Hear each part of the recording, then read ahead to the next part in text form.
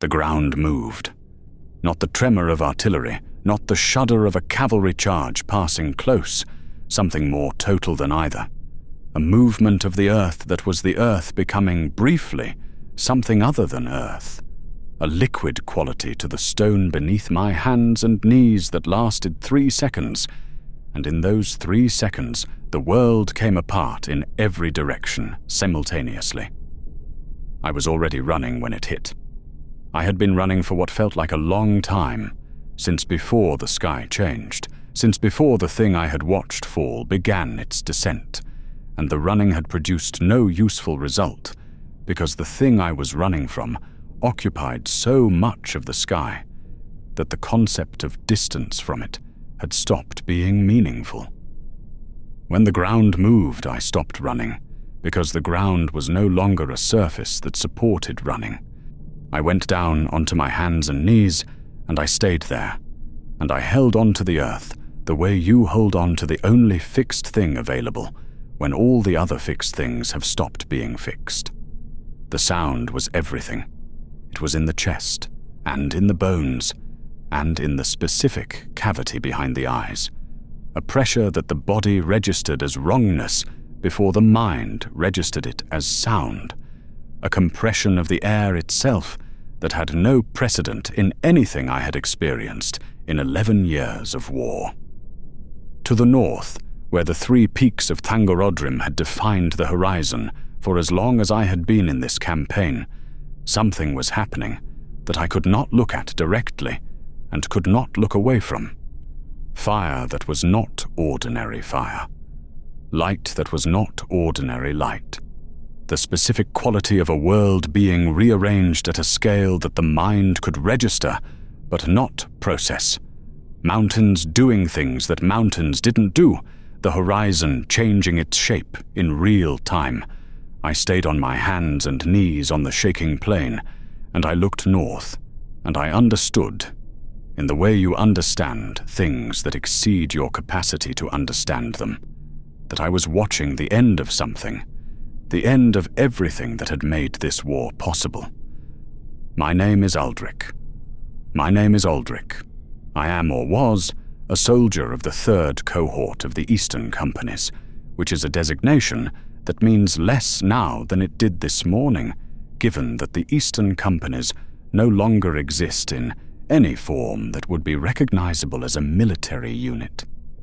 I am from the House of Hador, or from the part of what remained of that house that answered the call when the host of Valinor assembled on the shores of the world and began the war that has been consuming everything for longer than I have been alive. My father fought in this war. His father fought in what came before it. I grew up understanding that the war was the context of everything, the background against which all other things happened, the permanent condition of the world that men of my blood were born into and died inside. I have been fighting in it for 11 years. I came to it at 19, which is the age at which men of my family came to it, the age at which the war became your war rather than the war your father was fighting, the specific transition from hearing about it to being inside it.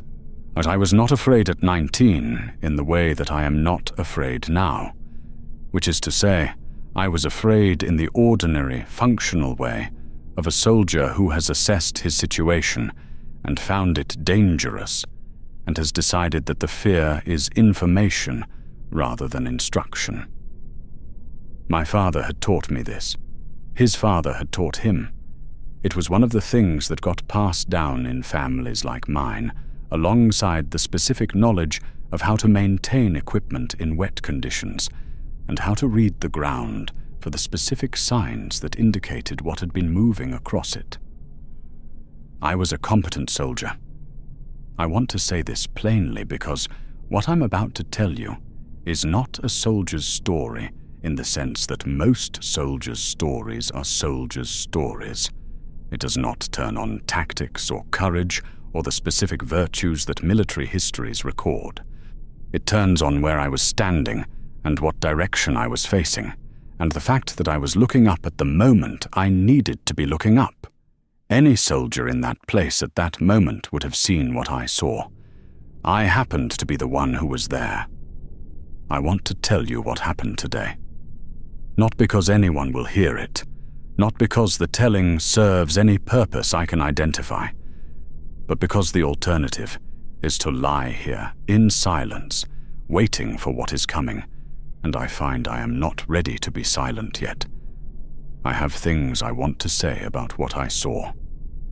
I have been in this war for 11 years, and I have seen things that I would not have believed before I saw them. Things that changed my understanding of what the world contained and what it was capable of. I thought, after 11 years, or that my capacity for that kind of revision had been exhausted.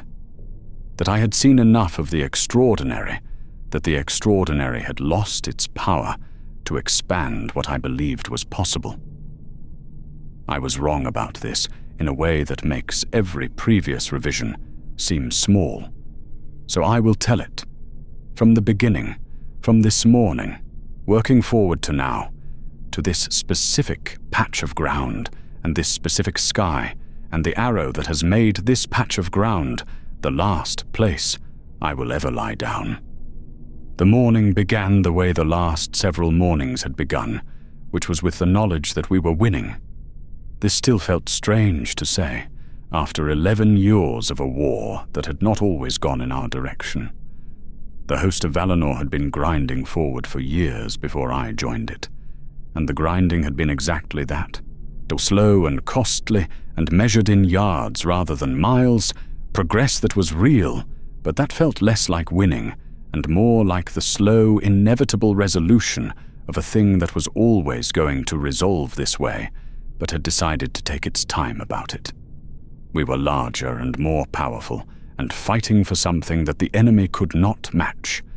We were also fighting against numbers that were, in the early years, sufficient to make the larger and more powerful feel less decisive than it should have. Then the winged dragons came. I want to be precise about what that meant to us on the ground, because the accounts I have heard of the early dragon battles tend to describe them from the perspective of command, of strategy, of the large-scale movement of forces and the tactical implications of a new kind of weapon entering the field. From the ground, it was different.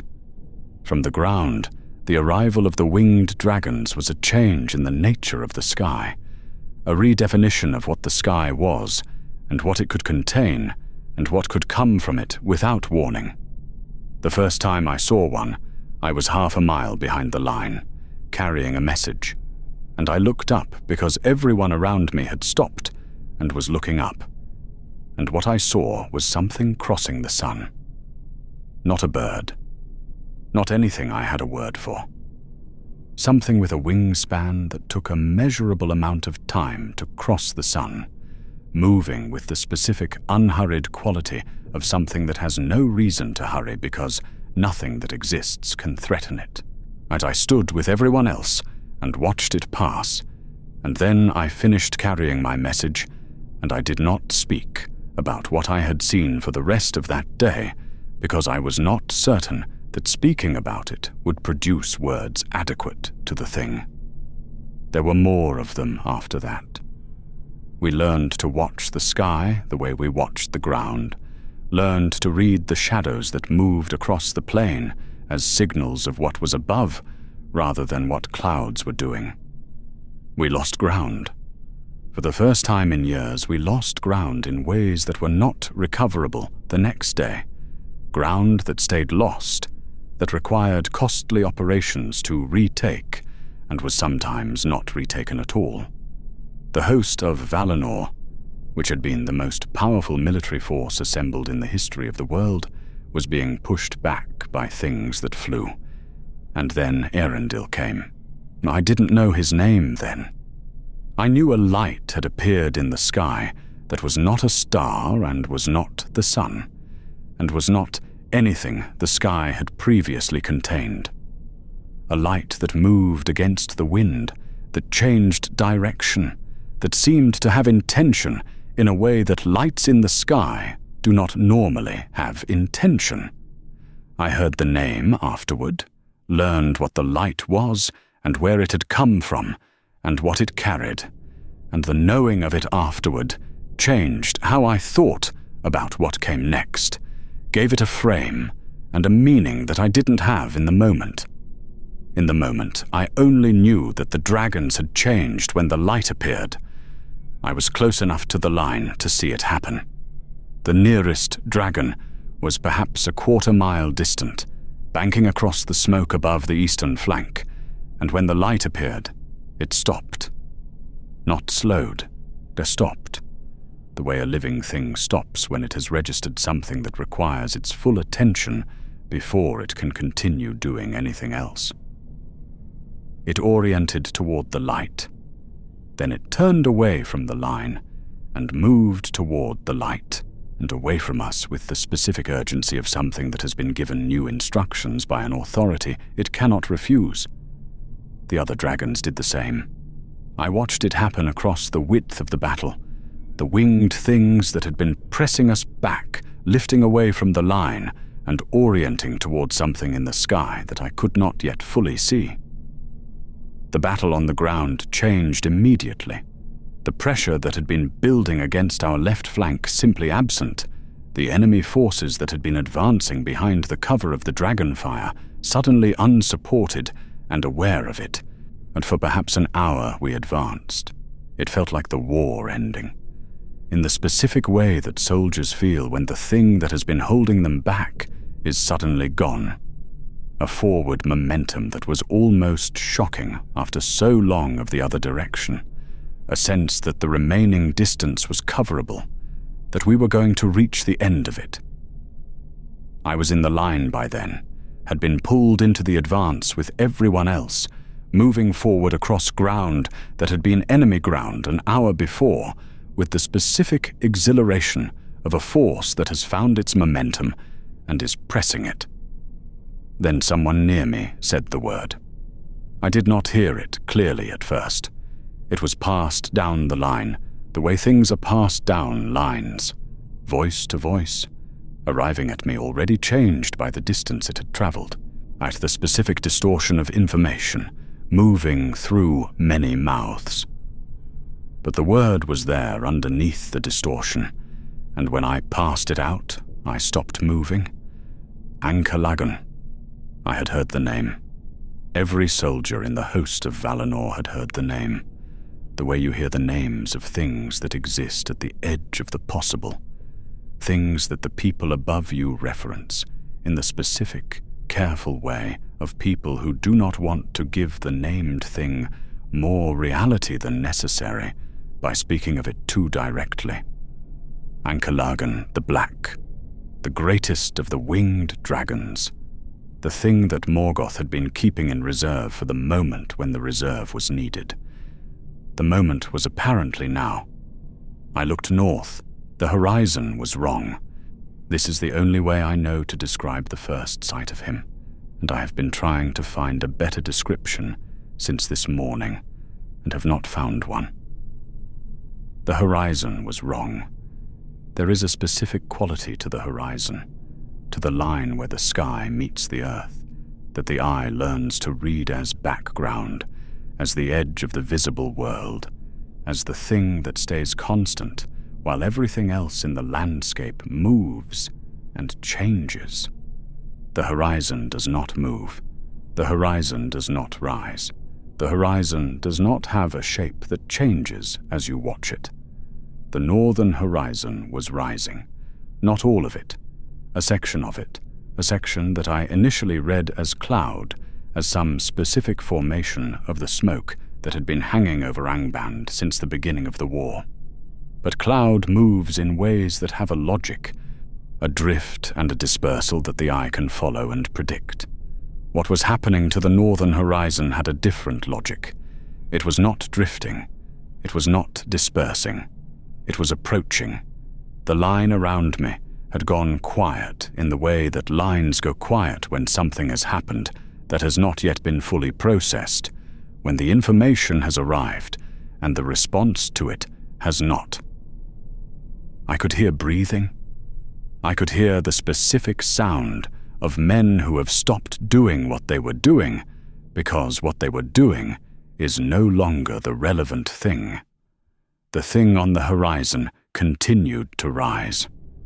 I want to try to describe the scale accurately, because the descriptions I have heard of Ancalagon before today, before this morning, were descriptions that I now understand were inadequate in ways that were not the fault of the people who gave them.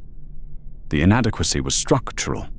There is a limit to what description can do with scale beyond a certain point, because description works through comparison, and there is nothing to compare Ancalagon to.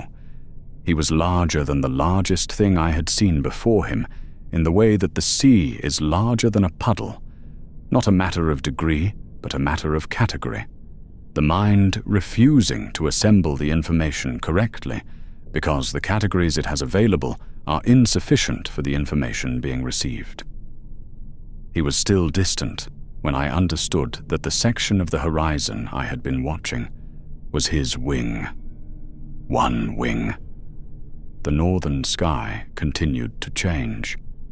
The shape of it resolved slowly, or the way shapes resolve when they are too large for the eye to take in at once and must be assembled piece by piece, each piece arriving and being added to the previous pieces, and the whole remaining somehow larger than the sum of what had been assembled. I could see the outline of him against the sky before I could see him as a single thing, before the mind could hold the entirety of what it was looking at in a single thought. The men around me were moving, not in formation, not with orders, simply moving away from the northern horizon in the specific way of people who have made an individual assessment of a situation and acted on it without waiting for instruction. I understood the assessment. I did not move immediately, because I was still looking, still trying to complete the process of seeing what I was seeing, still in the part of the encounter where the mind insists on understanding before it consents to run. He was in the sky above the battlefield before I understood he was that close. The shadow arrived before the sound, a darkening that moved across the plain with the speed of a cloud shadow, but the specific quality of something more total than a cloud, an absence of light that was not the ordinary dimming of overcast, but something closer to the removal of the sky itself from above a section of the world. I watched it move across the ground toward me, and I watched the men it passed over react to it, and I watched it reach me, and then I was inside it, and the sky above me was Ancalagon. I did not look up immediately. I am not certain why. Some instinct that looking up was not something I was prepared to do yet, that the looking would require something I needed another moment to assemble. I stood in the shadow of the largest thing to ever live, and I looked at the ground for perhaps 3 seconds, and then I looked up. The sky was gone, not obscured.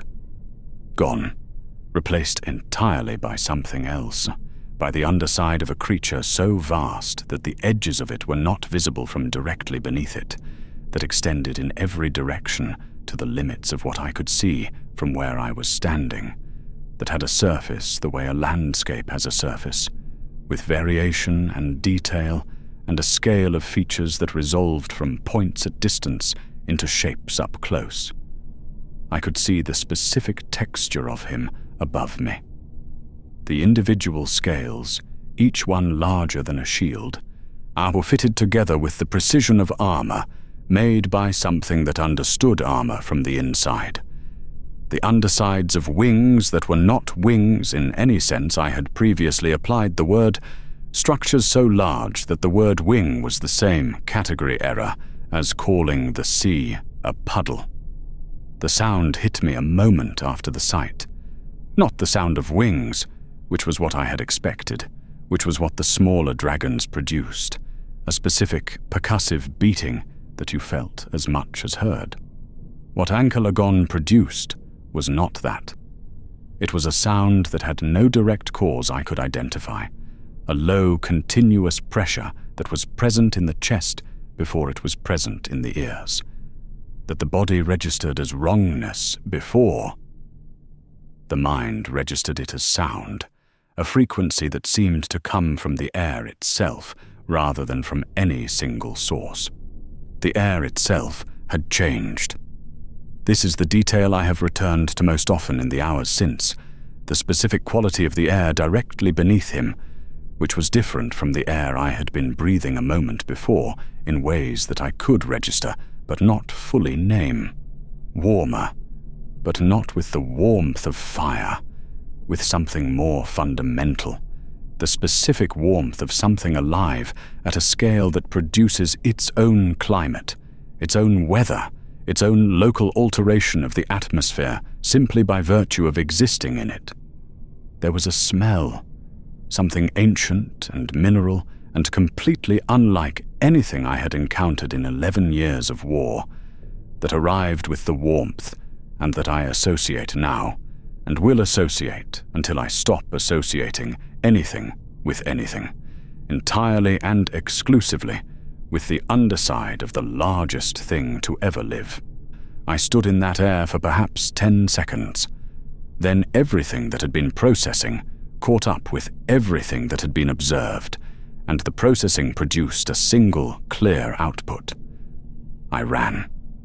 I want to be honest about how this felt, because honesty is all I have to offer, and I will be dead before I have reason to be ashamed of it. The running was not a decision. There was no moment of assessment, followed by a conclusion, followed by a choice to move. The running happened the way breathing happens, automatically and completely, the body doing what the body does when the body has encountered something beyond the threshold of what the mind can manage. I was running before I knew I was running, moving south across the plain with no destination and no plan and no thought beyond the most fundamental thought available, which was away. I ran for a long time. The shadow moved with me. Not because Ancalagon was following me. I want to be clear about this. I was not significant enough to follow. I was not significant enough to be visible from the scale he was operating at. The shadow moved with me because Ancalagon was moving, and I was moving, and the relationship between my speed and his speed meant that the distance between me and the edge of his shadow was not increasing in any meaningful way. I understood this at some point during the running, understood that I could run until my body failed and still be beneath him, that the geometry of the situation did not resolve in my favor, regardless of effort. I tested this understanding experimentally because the alternative was to simply accept it, and I was not ready to simply accept it. I ran harder, but I ran at the maximum speed my body was capable of sustaining, which is a speed I had developed across 11 years of situations that required it, a speed I was confident in. I ran at that speed for what I estimated was 5 minutes, and then I looked up. The shadow was still there. The edge of it was still further than I could reach at any speed available to me.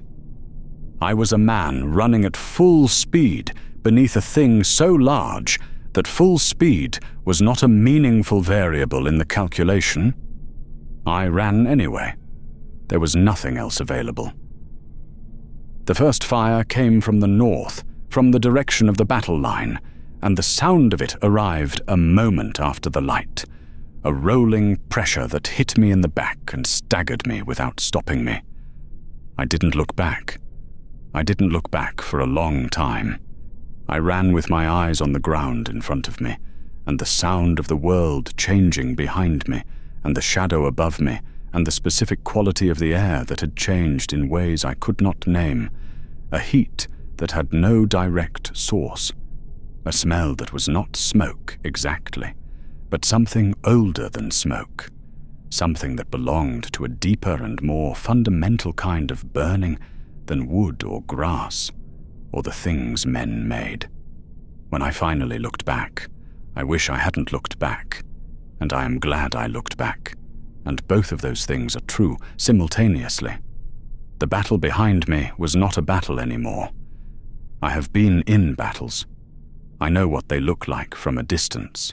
The specific visual grammar of large numbers of armed people in violent contact with each other, or the movement and the dust and the specific quality of light on metal that a battlefield produces.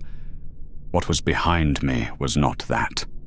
What was behind me was something that had a battle in it, the way a storm has trees in it, the way a flood has buildings in it, the battle present but no longer the dominant fact of the landscape, subsumed into something larger and more total. Ancalagon moved through it. I watched him from distance, having stopped running because running was producing no useful result, and because some part of me had decided that watching was something I needed to do, that this was something I needed to see completely, even if seeing it completely was not compatible with surviving it. He moved with the specific quality of something that is not fighting, but is present in a fight, or that is not navigating the battle but moving through it as the battle navigates around him, the forces on both sides adjusting to his presence, the way water adjusts to a stone dropped into it. The fire he produced was not what I had seen from the smaller dragons. I had understood dragon fire, or believed I understood it. Hot, directed, devastating in its immediate application, a weapon with edges and limits that a sufficiently prepared force could account for in its planning. What came from Ancalagon didn't have edges.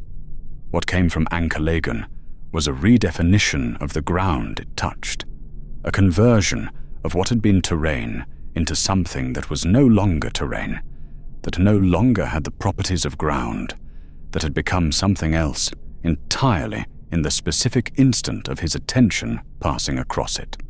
I watched sections of the plain become this other thing, and I kept watching, and I did not stop watching, even when the rational part of me was producing clear and reasonable arguments for why continued observation was not in my interest. Then the light came back. Not the sun, which was still somewhere behind the smoke and the amber darkness that the sky had become. Arundel's light.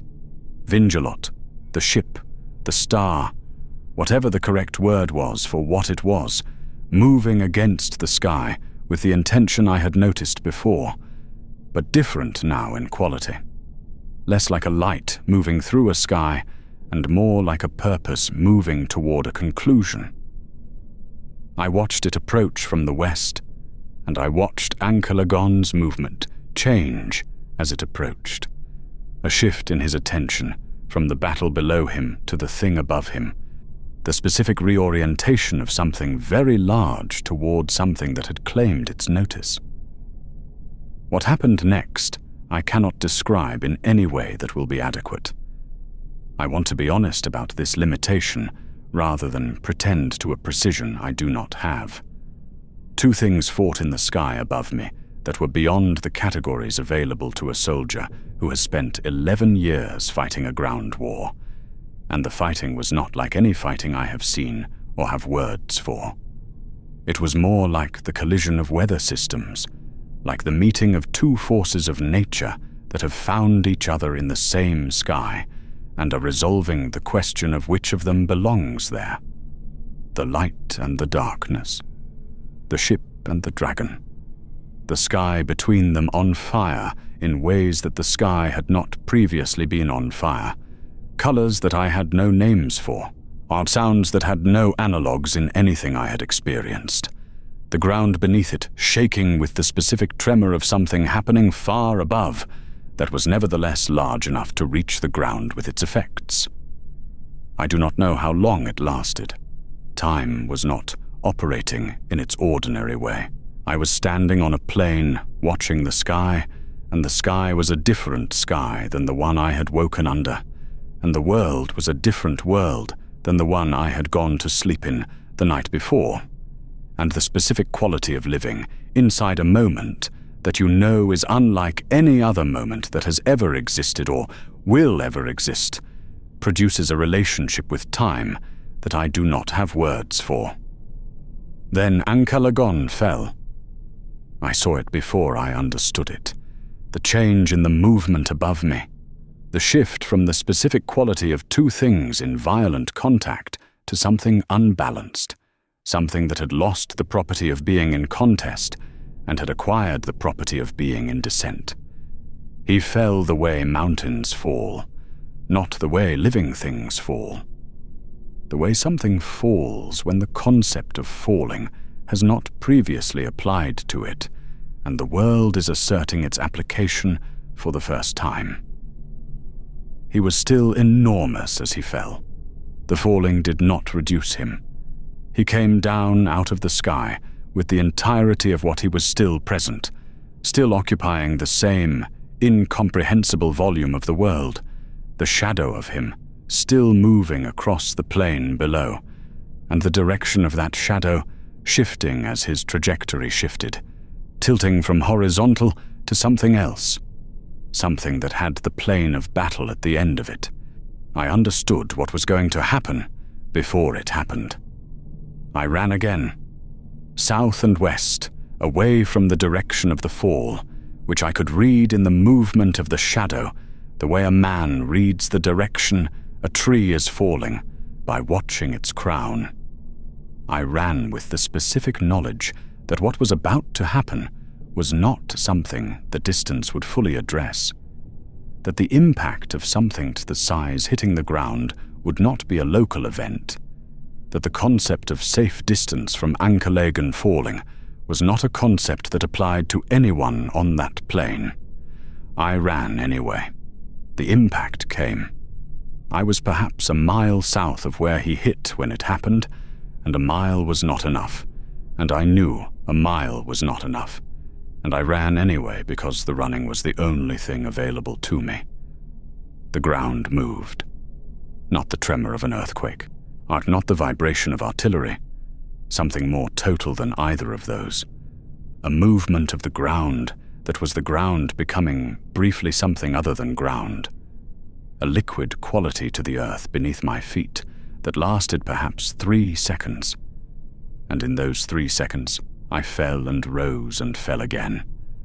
And the sound was not a sound in any ordinary sense, but a pressure, a rearrangement of the air itself around me, a compression that hit every surface of my body simultaneously and left me on the ground without a clear memory of how I came to be there. I lay on the ground, and I breathed. Above me, where Thangorodrim had been, where the 3 peaks of Morgoth's fortress had defined the northern horizon for as long as I had been in this war, there was sky. Not smoke-obscured sky. Not the amber darkness that had been the sky all day. A gap in everything that had been there. A specific absence where the mountains had been. The horizon to the north simply gone. The shape of the world in that direction changed permanently and irrevocably in the 3 seconds I had been on the ground. Thangorodrim was gone. I understood, lying on the ground, looking at where the mountains had been, that the war was over. Not in the sense that the fighting had stopped, because the fighting had not stopped. The sounds of it were still present. The enemy forces were still present. There was still a great deal of the business of ending a war that needed to be conducted. But the war was over in the sense that its outcome was decided, that the thing which had needed to happen had happened, that the specific question the war had been asking had been answered. Morgoth was finished. I got up, and this was harder than it should have been. The specific difficulty of a body that has been on the ground for reasons it has not fully processed, and is not certain it has finished processing. I got up and I looked at the changed horizon, and I stood there for a time that I cannot measure, because time was still not operating in its ordinary way. The world was different. Not just the horizon, not just the absence of the mountains, but the specific quality of everything. The air and the light and the sound and the relationship between the ground and the sky. Something had changed in the fundamental texture of things that I could register without being able to describe, the way you can register a change in air pressure before you can identify its source. But the war had been going on for longer than I had been alive, and the war had just ended, and the ending had a quality, a specific weight in the atmosphere that I had not anticipated because I hadn't known what the ending of something that large would feel like from inside it. It felt like the world exhaling. I stood in it for a while. Then I looked at the plain behind me, at the broken ground and the smoke and the specific aftermath of a battle that had ceased to be a battle and become something else, and I turned south and I began to walk. The arrow found me perhaps 20 minutes later. I do not know whose it was. In the chaos of the ending, with the enemy forces broken and running, and our own forces moving through them, the specific attribution of individual arrows was not something anyone was tracking. It came from behind me, from the northeast, from the direction of the fighting I was walking away from, and it hit me in the way that arrows hit you when they have traveled far enough to have lost most of their force, but not enough to have become harmless. I walked another 100 yards before I fully understood what had happened. Then I came to the tree line, and I sat down against a tree, and I looked at what the arrow had done, and I made the assessment that I have mentioned, the assessment that the wound was something other than manageable. So I lay down, and here I am.